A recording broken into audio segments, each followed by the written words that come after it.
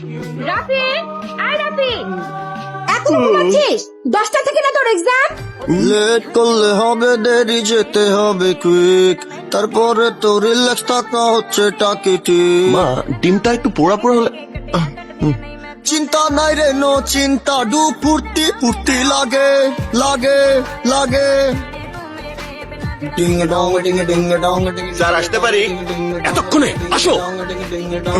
তাড়াতাড়ি লিখো, টাইম পাবে না কিন্তু।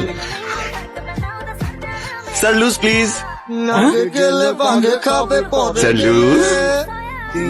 Loose please.